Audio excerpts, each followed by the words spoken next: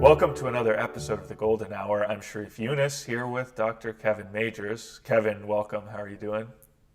Great, Sharif. Good to be here. Great. And we have a great session planned today. We want to talk about the importance of attention training and mindfulness. Kevin, Yes. how do you feel about those topics in general? Is mindfulness an important thing to be doing? Yeah. Well, let's get into that. I'm excited about this idea of what does it take for people to most efficiently be able to work, to most effectively be able to work, so that when you're engaging a task, Yeah.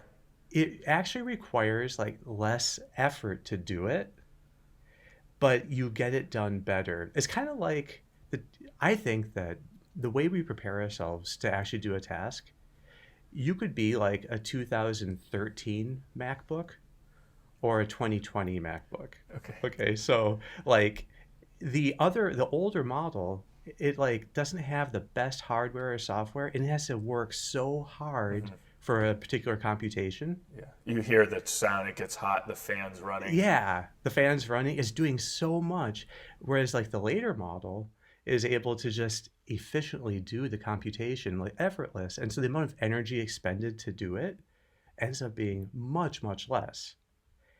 And I think that's what happens. The better we are at preparing ourselves for attention and for work, then the easier it is for us to get that done and to do it really well.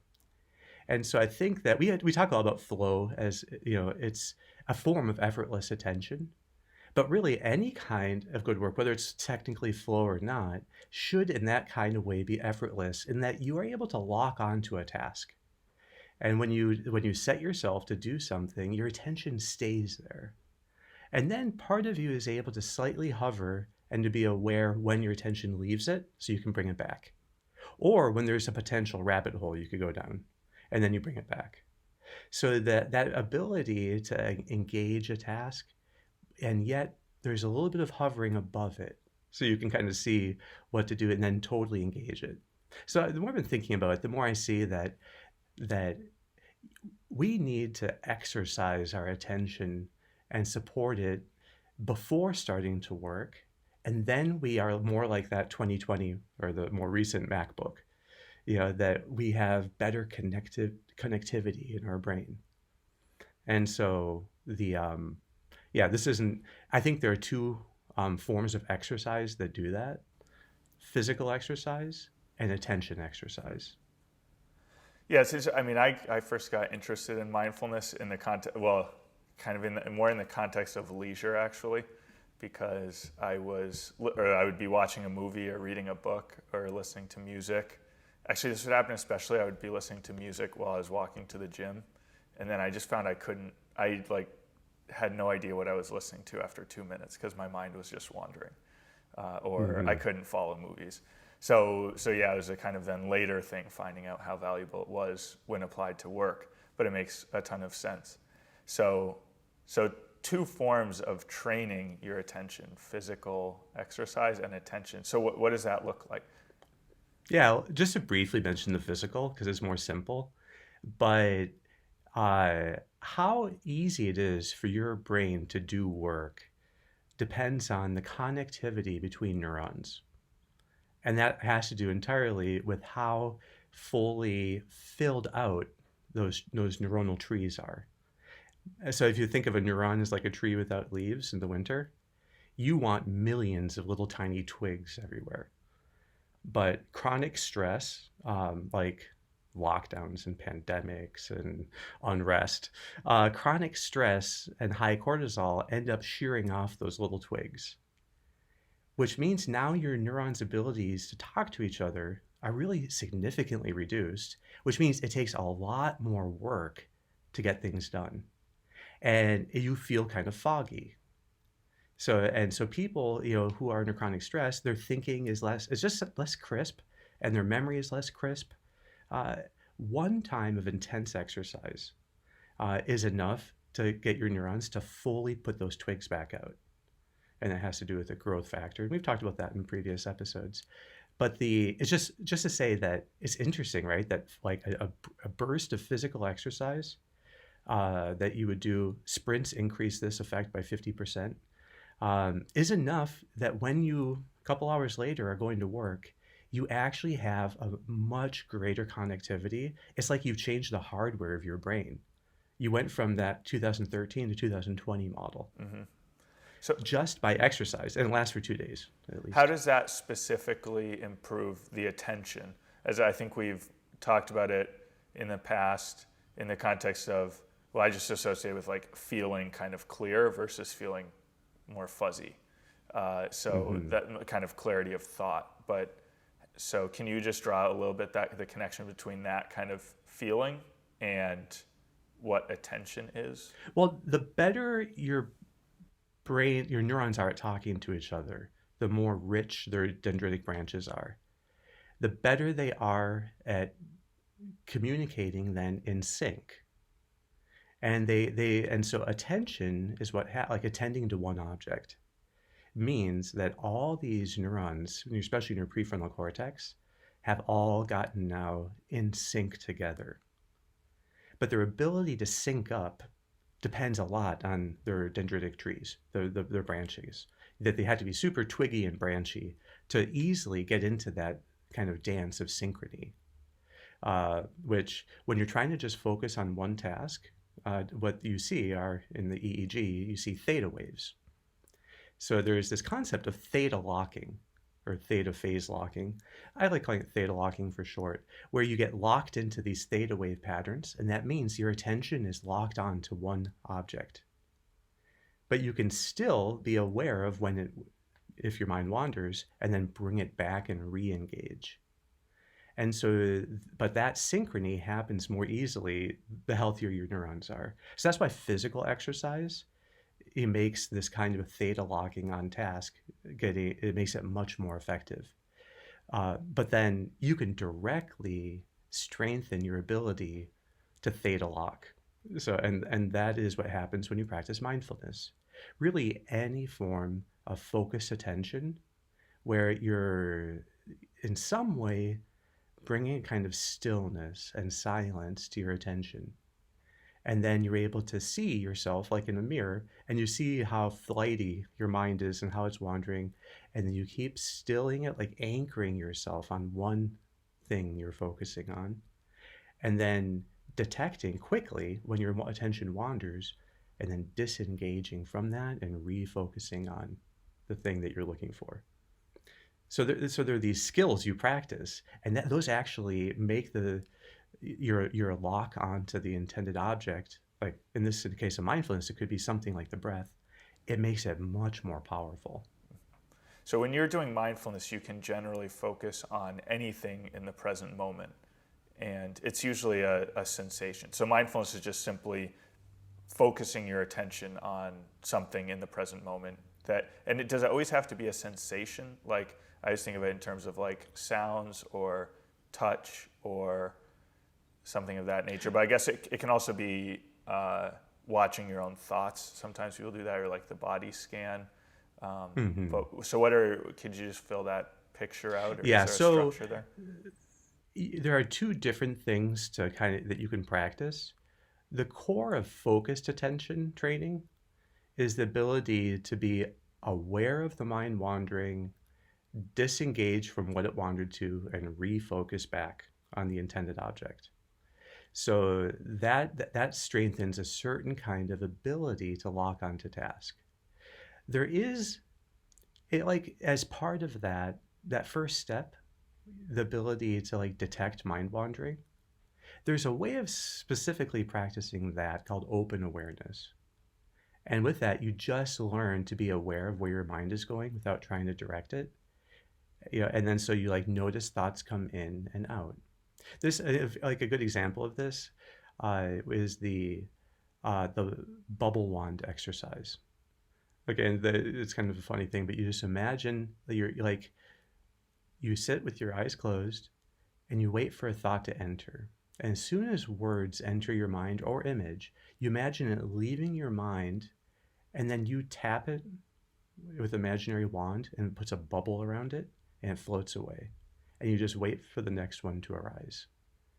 And so, and when the next one arises, you imagine it leaving your head as like words written down, like a cartoon, or an image, and then you tap it, and that encapsulates it in a bubble, and it floats away.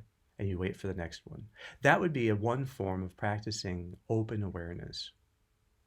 Uh, that sets the stage in a way for a more focused attention. I think that thoughts like words or images, those are auditory or visual. Those you can practice disengaging from with open awareness exercises. But the sense of touch is the best way of doing focused attention training as a mindfulness practice, because the sense of touch doesn't bring in any other associations. So when you feel your breath, the breath doesn't remind you of anything else.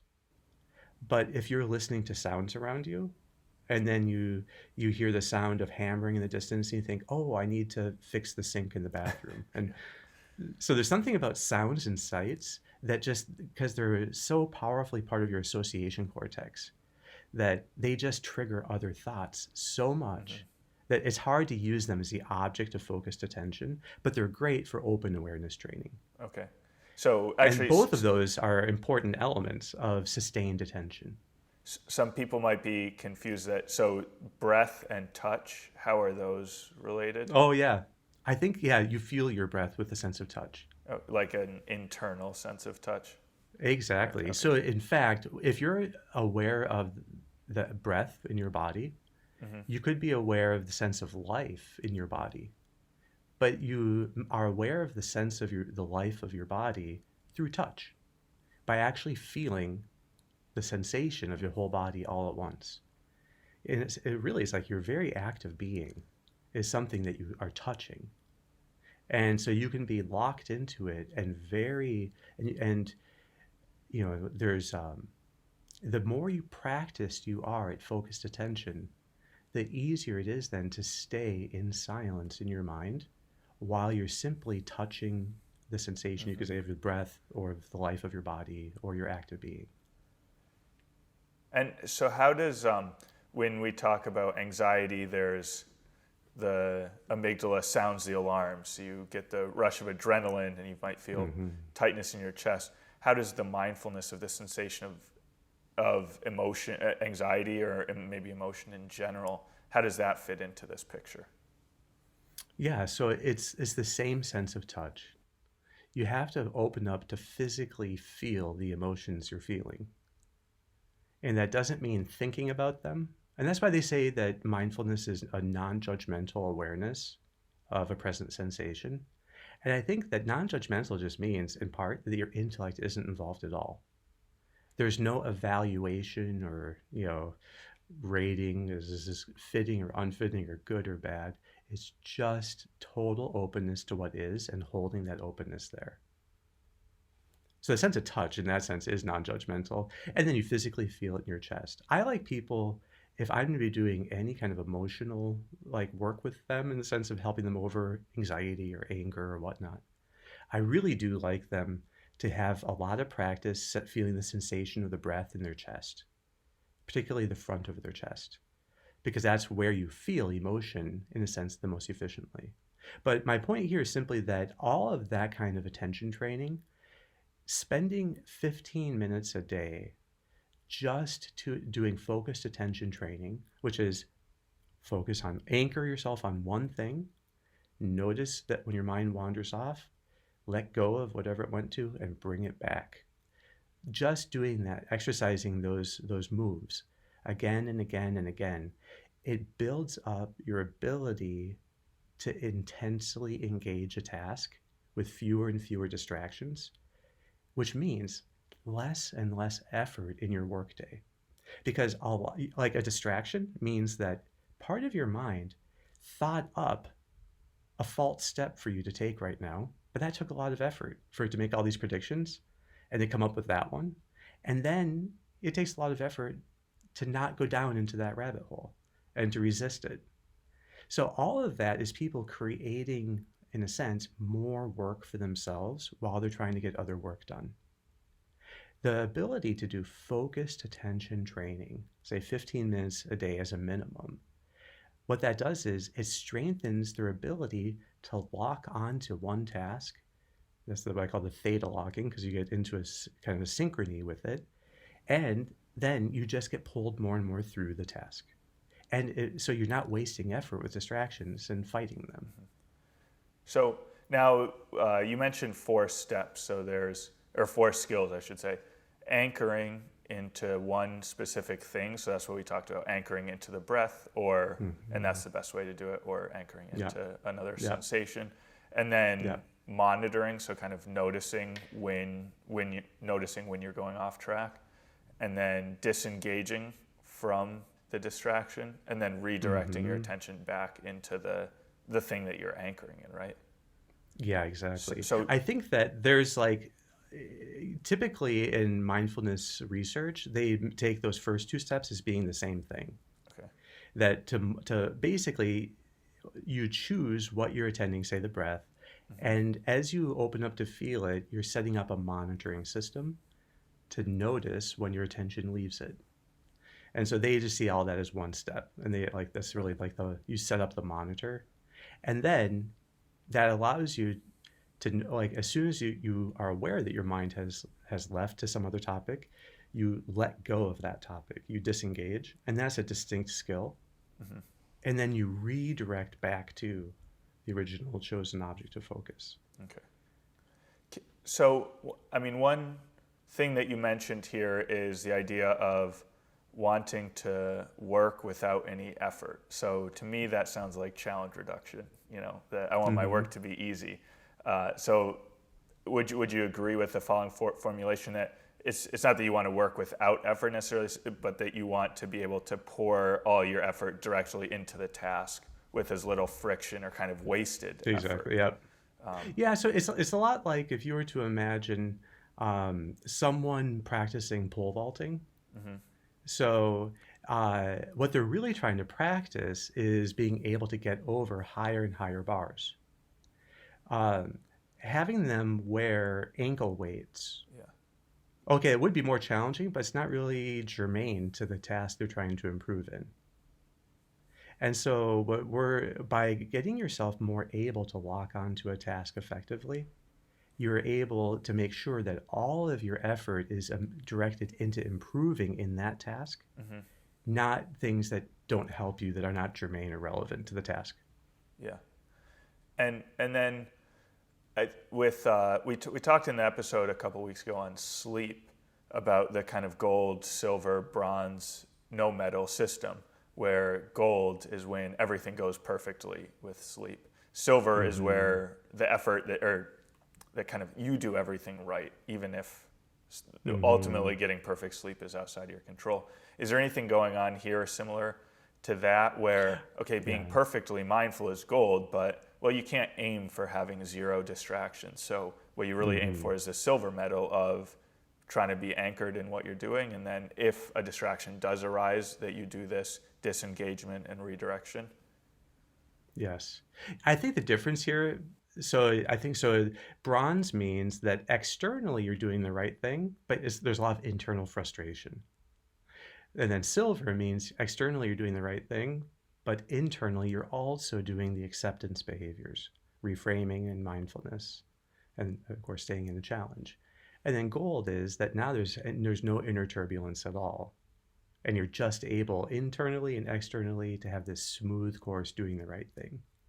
And so the way that works for meditation is that people who try doing mindfulness, or really any kind of quiet meditative practice, and they're troubled by distractions, they either get frustrated by distractions or they're struggling with them, that would be bronze. As long as they are trying to stay to their time of dedicated practice, they're going to get a medal. Unless they were to actually be checking email during it or something else. So as long as they're not doing that, they'll say they get the medal. You did nothing else except stay there with your eyes closed. And if you're able to do that, and then every time your mind wanders, you can, without any inner frustration, gently just bring your attention back and hold it there. And then you're able to more and more quickly detect when the mind wanders, let go of whatever it was attending to instead, gently just bring it back. Uh, that just to be practicing that with a sense of like peace and quiet and contentment would be the silver. And then eventually you're able to just stay there. And so the idea is you want to have a daily practice because it supercharges your ability to lock onto a task and stay with it and not have to fight yourself so much during it. And so that's really what you're practicing. Um, and then, of course, there's higher and higher ways of practicing it. Um, but but I think that for our purposes here, it's enough that people learn to shape their process of attending. Because so many times people want to just like sit down and start working, but their ability to lock onto the task may not be ready at all. You don't really know how ready you are for this next time of work unless you can sit quietly and let your mind just become still and focused on one thing without jumping around. And if it can do that, then you can engage the task and then lock onto it. That makes a lot of sense. Kevin, we're unfortunately out of time, but I mean, we've kind of gotten a lot into this. Maybe we can do a follow-up session because I think there's actually a lot more that we can talk about here. I think so too. And it's great to think of it. It's a muscle that you build with practice, and then you just carry it with you all day. Mm-hmm. The ability to stay more effortlessly on task. But we've always said mindfulness is how you actually increase the intensity of your work. It seems paradoxic, but it's not. Yeah, that's exactly right. So we'll be back next week, and let's not commit. Yeah. And people have questions. Please send us questions. So you can send them to admin@optimalwork.com, and we would love to see what's on people's minds. Awesome. Okay. Well, thanks so much, Kevin. We'll be here next week. So thanks for tuning in. Thanks, Sharif.